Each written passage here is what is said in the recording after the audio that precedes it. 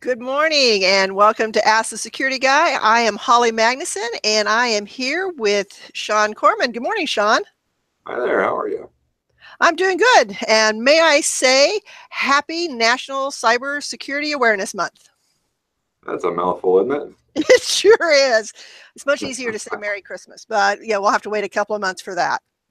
Well, and it's really given the challenges that we face today in security.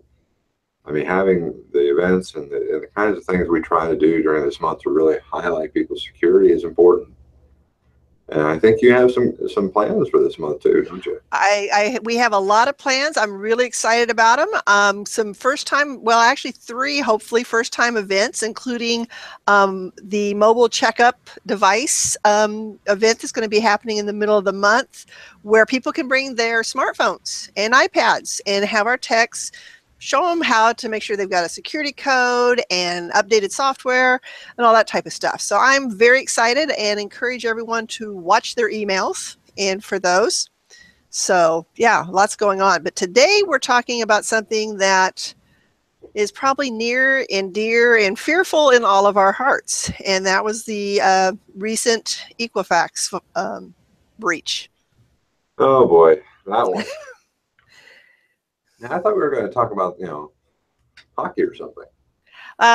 We can talk about hockey next month. The season hasn't quite opened yet. So, but no. And as a reminder for those of you who are watching, we're talking on top of each other, Sean, sorry. Okay. I want to remind everybody, if you have questions as we're going through this, you should see next to the video feed a live chat box. Please feel free to, your questions, comments, please feel free to just drop those in there. So, Sean, my first question is, what happened? How did Equifax have this type of breach? Well, I mean, so Equifax hired a security firm by the name of Madiant. I'm probably butchering the name right now. Madnut.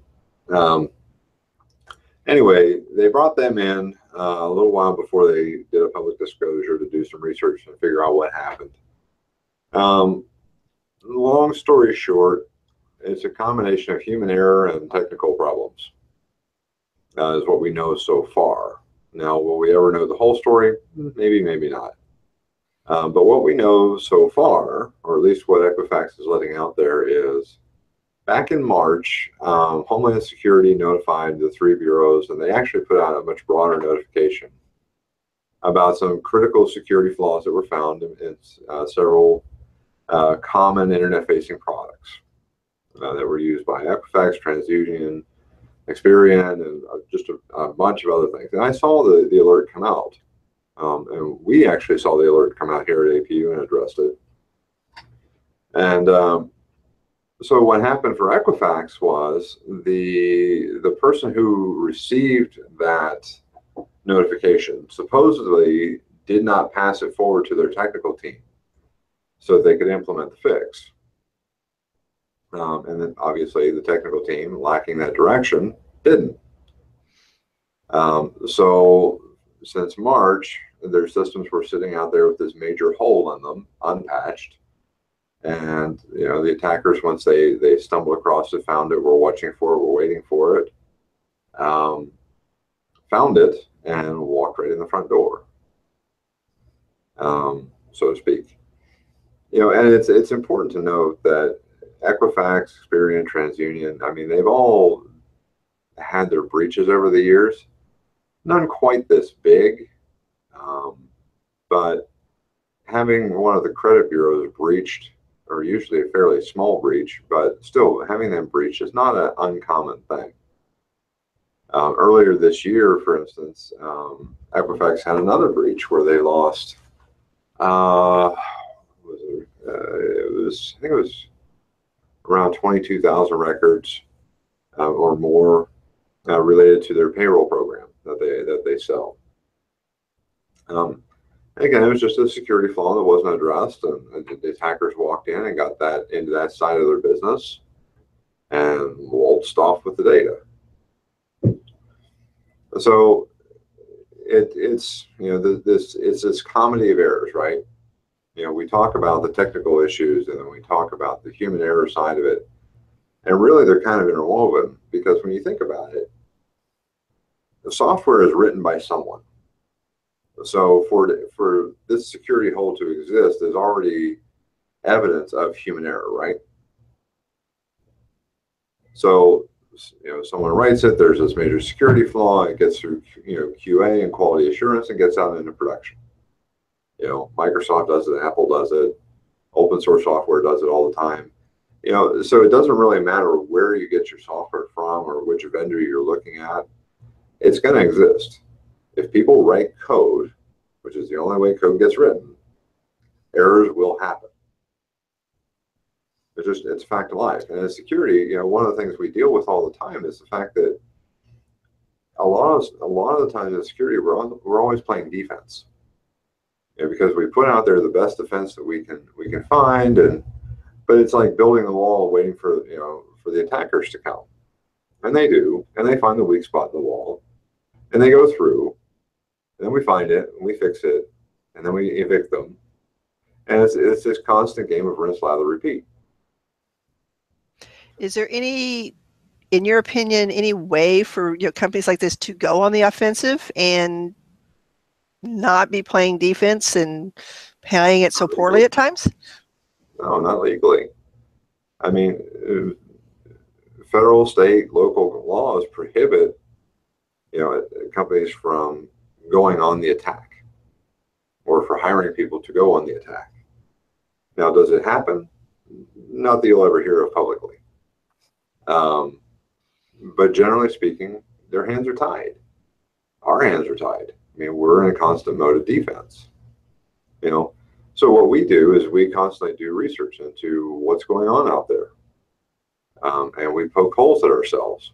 And me and I, we have other firms that are partners of ours. We poke at ourselves hard, and we try to break our own stuff. So the whole idea that nothing can be done, well, it's not entirely true, because what we do and what other companies do is basically we hire penetration testers or we do it ourselves. For instance, I'll try to hack our systems from inside our network as if I were a faculty, staff, or student. But then on the same token, I'll sit outside our network, at a Starbucks or at home or somewhere else, and poke at it from the outside. And sometimes I go at it from the idea that I have knowledge of the systems, and sometimes I go at it from the standpoint of I don't have knowledge. And there are terms for that in the security world, and how we do those kinds of tests, and what level of knowledge and information we have. But that's a big part of it. So can we play offense? Can we go after these guys? Law enforcement does. They're the ones that are authorized to do that. The FBI, your various and sundry, police departments, they have tools that allow them to hunt these guys down, but not so much to attack, but to apprehend. So we know what happened. What do you recommend that we do to find out how, if we were affected by this, what's our first step? So far, well, Equifax in their original announcement on September 8th, they said that 143 million were affected. And then that number went up to 145.5, and the latest number I'm seeing is 147 million. That's almost 2/3 of Americans with credit reports. So, I mean, this is massive.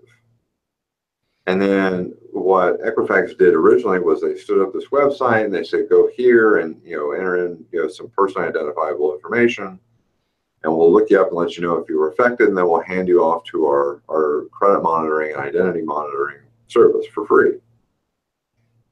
Well, if you went through that process, there were a couple things that happened and didn't happen. One, it took your information and gave you a generic message that says, yes, you looks like you were affected. Well, given the scope of the breach, that's pretty much everybody. Now, some researchers also did some poking around. They found out that if you put in completely bogus information, you still got that message that said you were affected and handed off to their credit protection company. So it was kind of a, this wash. Then there was this multi-day delay. I mean, when I went through the process, it was over a week before I got the confirmation email. And in the meantime, I got emails from Equifax saying, yeah, we know there's a delay. It'll come. And you're sitting there saying, okay, so how many days am I, unprotected? How many days am I out in the breeze here? And this comedy of errors just keeps going, right? So what we really come back to is some tried and true basics that we've been talking about here for years, literally. Credit freezes. The security community is pretty much unanimous on this. Credit freezes are about the most effective way you're going to be able to protect yourself. Freeze your credit. I went out again this morning and went through the process and went through the steps again just to verify before we sat down and talked here. TransUnion has a credit lock feature that does the same things as a credit freeze, but it's free. Credit freeze, they still charge $10 for. Experian charges $10, but it seems to be a one-time fee, and then you can thaw and freeze again and thaw and freeze again as much as you want. They give you a pin to do that, and it's a long pin. You don't get to set that. Well, yeah. And then on Equifax site, they used to charge for a credit freeze, but now it's free. So if you want, the first thing I would say to do today is go out to all three bureaus and either put a lock or a freeze on your credit, and just do it now.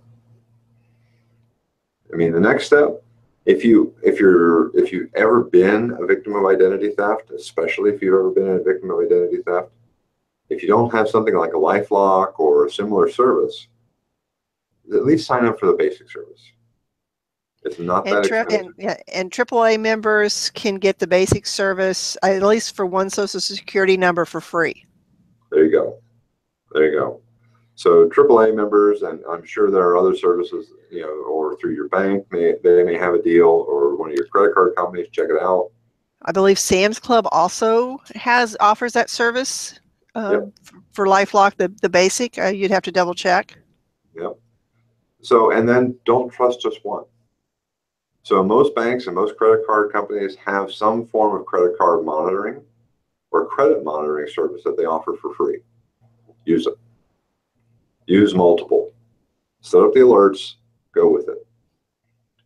Because the idea that any one company out there is going to fully protect your identity online, it's just foolish. And they market it that way. Oh, we monitor the whole dark web. Nobody can monitor the whole dark web. Come on, really? What are you trying to say, Sean? It's a big, scary world. Okay, so my random question of the day with all of this is, with this latest breach, what's the value of an identity on the dark web? We talk about this in our training classes. I didn't do any shopping yet, and I wanted to give it a little while. But my guess is prices are going to drop. Because that market, the underground, operates, it's a true free market economy, right? Supply and demand rules. The higher the supply, there's that balanced relationship, right? So as of now, at some point in the not too distant future, there's going to be a dump. And my guess is the attackers in this case they're not just going to do one massive dump. I would imagine they would do a staged dump. But we've seen them just do a massive dump before. So it could go either way. But regardless, there's a whole lot of data going to be released out there for sale. And it's probably going to drive prices down. The last time I went shopping, which was earlier this year, it was $18 a head for US identity. Yeah, that's just crazy. And I've seen it in the past as low as 12. Usually, I think that was after the Target breach. Do we want to, yeah, I saw some news this morning that was deeply disturbing. I shared with you regarding Equifax. I don't know if you want to share that with those who are watching. Oh, yeah. So that was special. So Equifax was awarded a sole source contract to the IRS. So basically what the IRS did was they went out and they post government contracts. And I used to work in that world.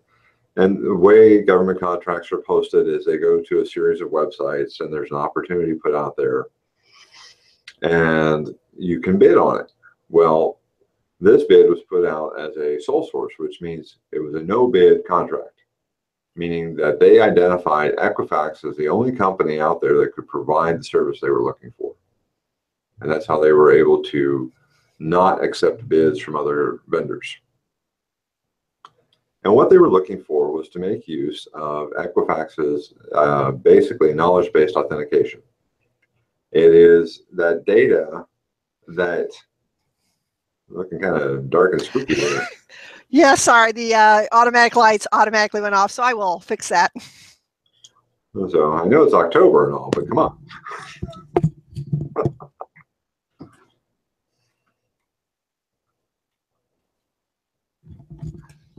So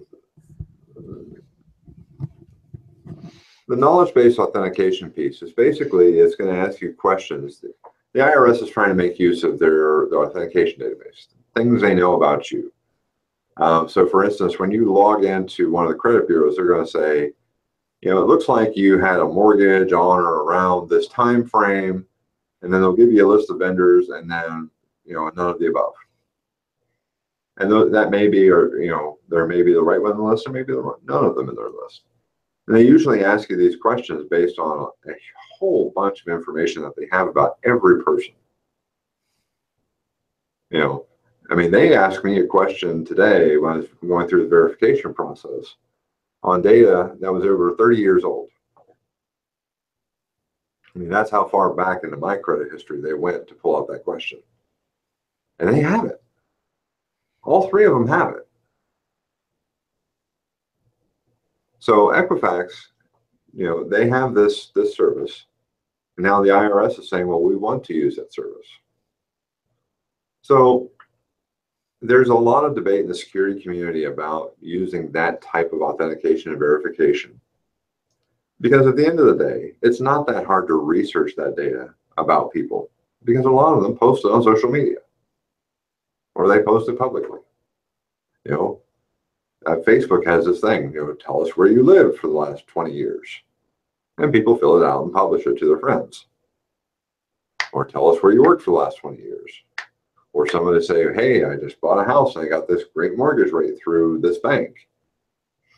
Okay, well, that just gave me, the answers I need for the time frame and the bank. So we tend to be very, open with our friends about the kinds of things, and we want to share information for valid purposes. But if someone gets a hold of that information, who has ill intent, it can really backfire.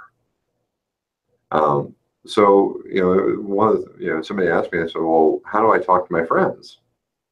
And, my response was, well, talk to them in person. Because when you post things on social media or you put it out there on the web, it's out there. Not just for that friend, it's out there for all of your friends. Unless you've gone through specific limitations. And then what happens if your account gets compromised? So you have all these privacy locks and you set everything, you've restricted posts and pictures and that kind of thing to specific people. But if someone gets a hold of your whole account, they can reverse all that. And who knows where the data goes. So, it's just a good case of, with the IRS moving in this direction and with them partnering with Equifax of all people, and this all happened post-breach. I mean, they had time to pull the plug on this and chose not to. And the IRS already had a massive breach just a few years ago. And they have yet to release the full numbers of how many Americans were affected by that breach? We still don't know. And will we ever know from the IRS? Probably not. Just, keeping it real. Yes, thank you, Sean, for depressing us now. with But what you can do, there are steps you can take. Freezing your credit, it's probably the most proactive step you can possibly take. The thing you have to remember is if you go shopping, if you're trying to open a new credit line, if you're going for a mortgage, even if you're going to go try to rent a place or rent something where they have to run your credit, you have to thaw it. So there's an extra step involved because it locks out the credit bureaus from your data. It also locks out anybody who's trying to make inquiries about your credit. So there's that extra step involved. And all three have mobile apps that will allow you to have some control over this. And Equifax is saying that they're rolling out a new tool by the end of January 2018 because their commitment to turning this around quickly is evident. I'm being sarcastic. But the tools are out there and the mobile apps will be out there and available. So that you can, if you are somewhere and you're shopping and you forgot to do this, you'll be able to do it from your mobile device. But use the tools that are out there. They're not that expensive. Credit Karma, Credit Sesame, both have credit monitoring tools built in for free. Use them. With breaches like this, the more the merrier. Very true. And, in talking about mobile devices and, these, companies having the mobile apps is just a great segue for me to plug our mobile checkup event coming up here in the middle of October, and making sure that you're using a PIN code, making sure that your apps are up to date, your operating system on your phone is up to date, so that you have all the levels of protection on your phone, because more and more of our information is right there on that phone. And if you lose it or it's stolen and there's no PIN code, you just gave away the keys to your kingdom. Yeah, and we saw, when we do the security awareness training, we have the video in there about the semantic honey stick project. And it shows people, if they find a lost device, they're not necessarily hackers, but they're curious. And they're going to go all through your stuff. What are they going to find? What are they going to be thoughtful about or curious about, or what are they going to try to do? You don't know their intentions. No. Well, our time is winding down. Again, if you have any questions, you can pop them in the live chat, or you can email Sean and I at iso@apu.edu. And I do want to do one more announcement regarding National Cybersecurity Awareness Month, and that is the upcoming phishing expedition. I can't even talk now. Sean, you want to share a little bit about what we're going to be doing? Sure. So for a couple of years now, we've had a tool that allows us to do our own phishing. And no, I'm not talking about getting out in a boat or hip waders. Holly and I send out every once in a while our own phishing emails to the community. And if you wind up clicking on a link, it'll go to an instructional website that talks about things you could have spotted in that email. And what it's to provide helpful tools. So with this being National Cybersecurity Awareness Month, we're going to be sending out some good ones, some bad ones, some ugly ones, and we're just going to have fun with it. So, and the goal is for the community to also have fun with it. Spot the fish. See if you can, report it to the support desk. Report it to us at iso@apu.edu. If you think you found one, or you think you found a real one or one of ours, send it in and we'll let you know. But the goal is to have fun and to be educational, help keep us all on our toes.